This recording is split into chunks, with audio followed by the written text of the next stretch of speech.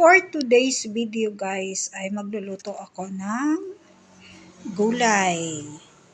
Ginataang gulay guys na ang aking ihalo ay sardinas, talong at saka pechay. So una pala guys ay pipretyohin ko muna yung talong. Yan, isa-isa nating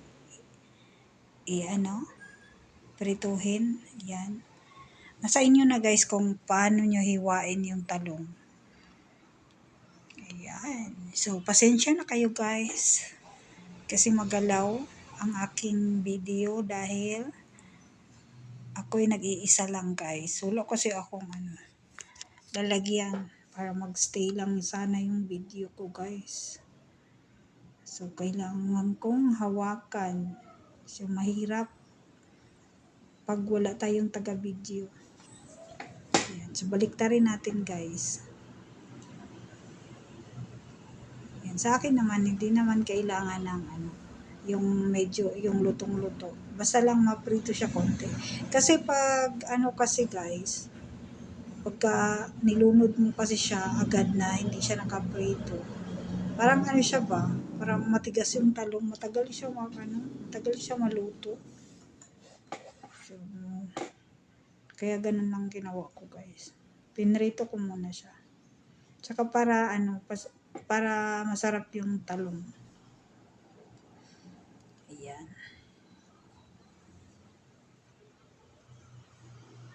Yan, nasa inyo na yan kung gusto niyo ng medyo brown na. Ayan. So, binaliktad ko na. Ayan. Then, lang natin siya guys. Ipatulo natin siya. Ayan. Para yung mantika niya.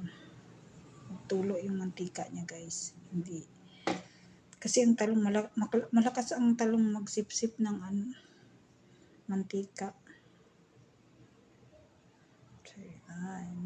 Kaya ko pinrito guys, para masarap yung talong pag kinain mo. Yan.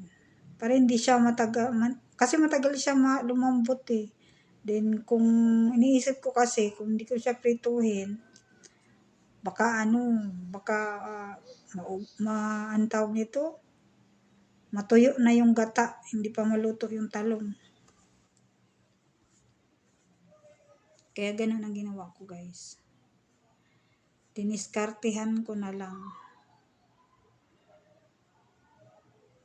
Yan. Nahihirapan talaga akong magprito kasi nga wala akong taga-video. So, laban lang. Yan. Diba? Yan ko. So, ayan na. Maggigisa na tayo ng bawang.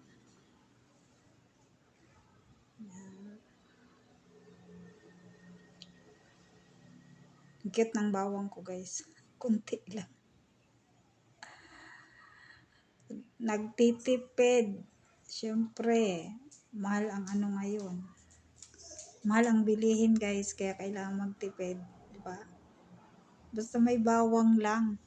Ganun. So, ayan. Ilunod na natin ang ating sibuyas. Mahilig kasi kami sa gata, guys. Pero guys, first time ko lang naman magluto nito, guys. Itinry ko lang siya, guys, kasi wala nga kaming ibang ulam. So, may sardinas naman dito, tapos may talong naman na iwan. Then, may pechay. Sabi ko, try ko na lang, kaya iluto to. Diba? Diba? Wala namang masama eh. Tsaka ang sardinas guys, kahit anong luto yan, masarap talaga yan. Kahit sa itlog lang, or kahit hindi mo nga lutuin, lagyan mo lang yung suka at saka asin, then sili, masarap na yan eh. Ba, ano pa kaya kung ihalo natin, lalagyan natin ng gulay para mas madami, di ba? Mas masarap pa.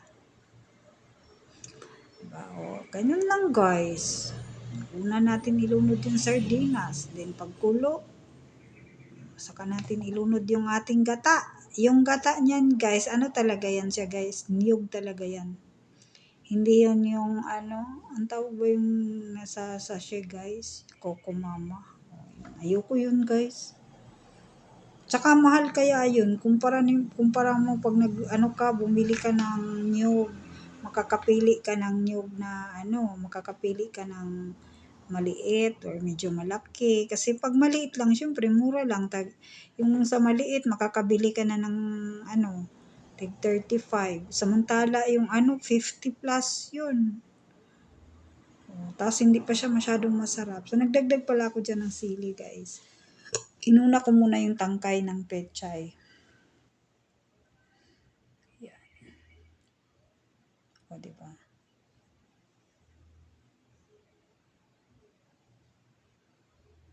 Then, takpan natin. Bali, sinabay ko na yung sili guys para pag naluto siya, yung anghang niya, magkalat siya sa ulam. Diba? Masarap kasi pag maanghang.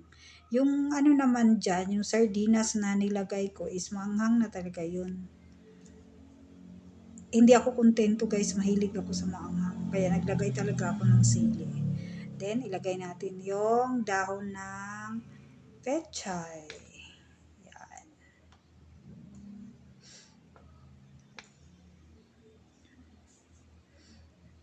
Tapos nilagay ko yung ano, nor yan siya guys, nor cubes. Kahit anong nor cubes lagay nyo, pork or chicken. Okay lang yun. Magkalasa lang, di ba?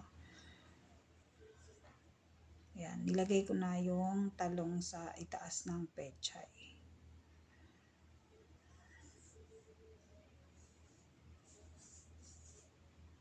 Then, takpan natin siya.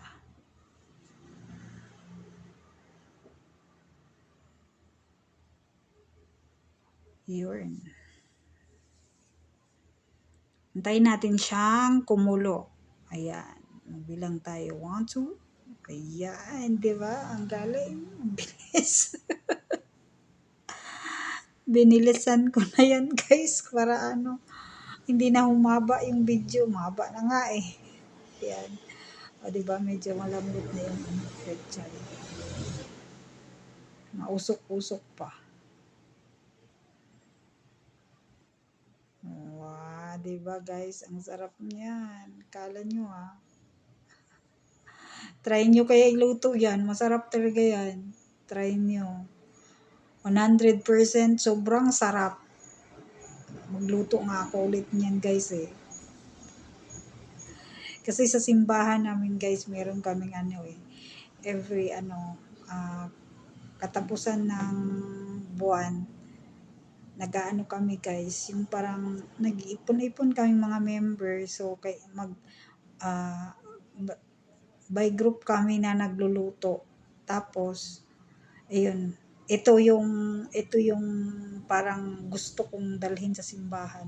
Ganito yung ano. Kasi sabi ng mister ko, sobrang sarap daw. Sabi niya siya nag-offer, sabi niya magluto tayo ng ganyan. Iano natin sa simbahan.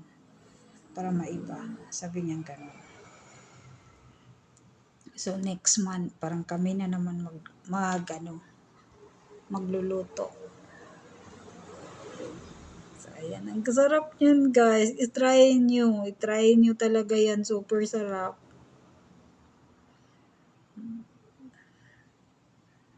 Pag nagluto nga ako ulit guys, isasama ko yan sa recipe ko. Pag nagluluto ako dito sa ano, pag ititinda ko. Sobrang sarap niyan guys. Oh, 'di ba? Pinatikim ko din yan sa biyanan ko, masarap daw. 'Di ba? Kaso lang yun guys, hindi masyadong ano sa cellphone ko. Kasi alam mo na, mumurahin lang naman yung cellphone natin. Pasensya na. Wala tayong pangbiling iPhone. Kaya ganun lang. O, 'di ba? Medyo malambot na yung ano, pechay. Pero kung ako lang talaga ang kakain yan guys, yung ganyan na pechay, luto na sa akin yan. Mas masarap yung medyo half cook. Diba? Sarap niyan.